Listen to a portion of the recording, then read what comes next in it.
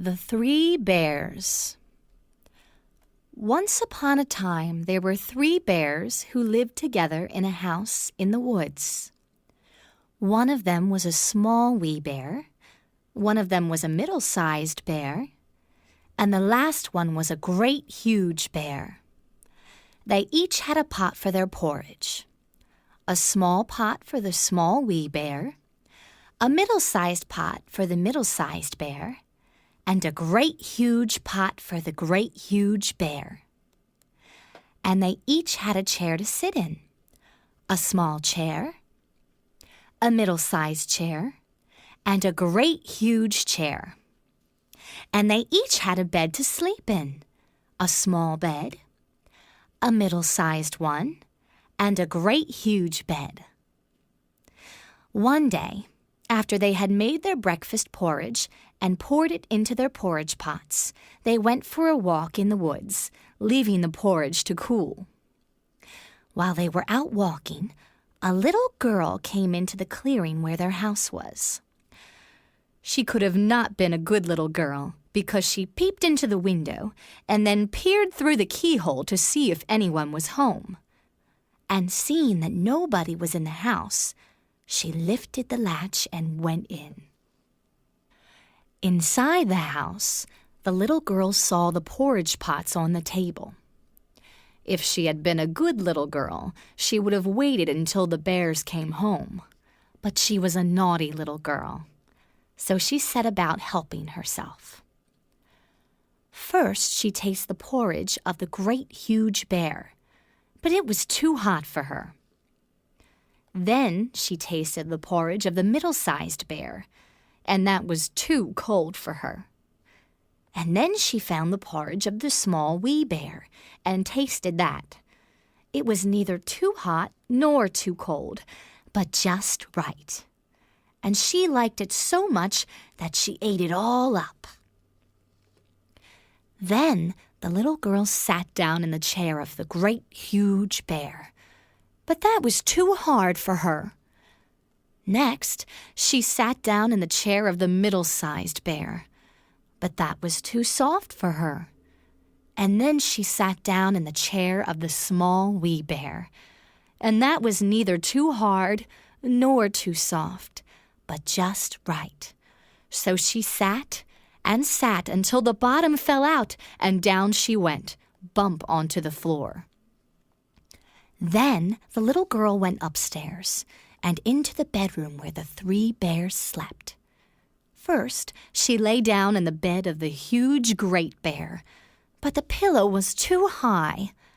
So next, she lay down on the bed of the middle-sized bear, but the pillow was too flat.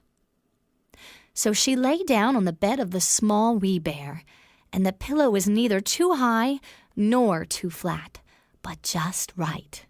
So she covered herself up and was so comfortable that she fell fast asleep.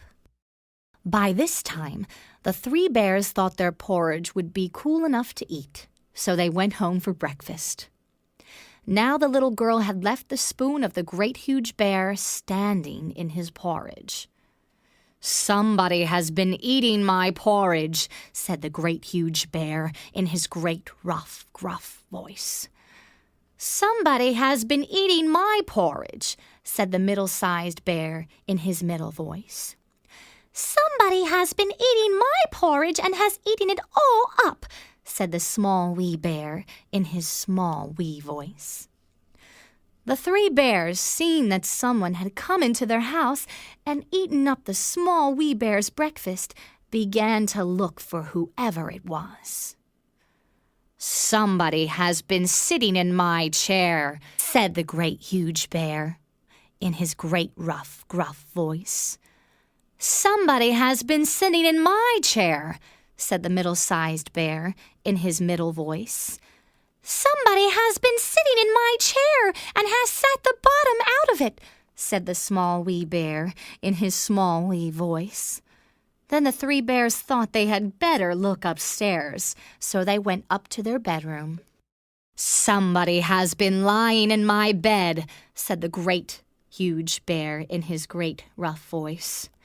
"Somebody has been lying in my bed," said the middle-sized bear in his middle voice. And when the small wee bear looked up at his bed, on the pillow was the head of the little girl. "Somebody has been lying in my bed, and here she is," said the small wee bear in his small wee voice. Now, even though she was fast asleep, the little girl had heard the great rough, gruff voice of the great huge bear as if in a dream.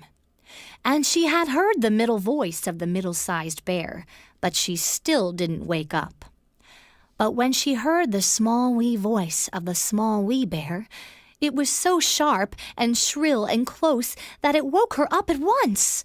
Up she started, and when she saw the three bears looking at her from one side of the bed, she tumbled out the other side and ran to the window, which was open.